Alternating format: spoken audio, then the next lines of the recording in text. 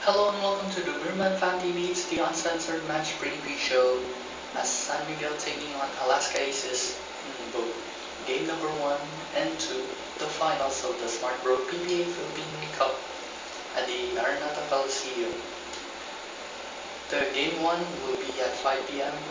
habang ang game 2 will be at 7 p.m. tip-off. San Miguel made it closer to the trophy defense as San Miguel taking on a heavyweight challenge, the Alaska Aces.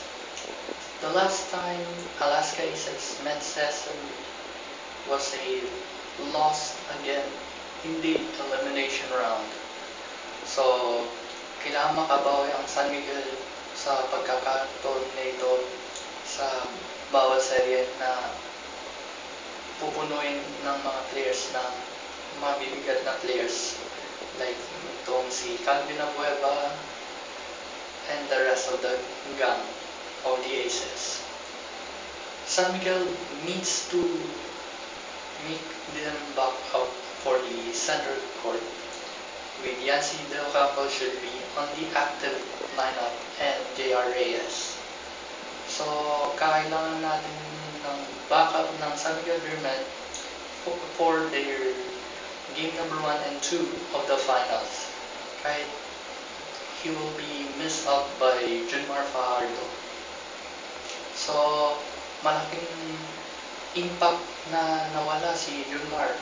So, the SMB team had to change yet for the lineup, but the tactics will be changed immediately for tomorrow's game.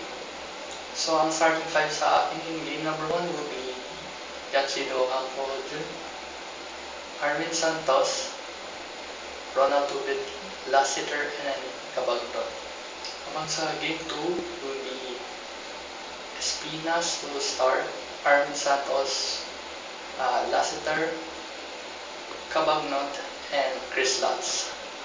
So, ang formation ko sa akin will be 2-2-1 formation in game number 1 and 1-3-1 in game number 2. So, we need to settle down and hold on without Junmar's trench. So, we never failed down twice. We never failed down thrice. So, we want a win. Just a lucky series to made it. So, we need to step up and prove themselves as the one. So, SMB should be the real best of all things. Anyway, let us tell us in the comment section below, and we will have a news update somebody by Monday, and 2 both match reviews in every game 1 and 2. We will air them immediately after the game. Anyway, thanks for watching the Burman Fan TV. I'm Bro, and we'll see you. And I'll see you. Inshallah. Bye.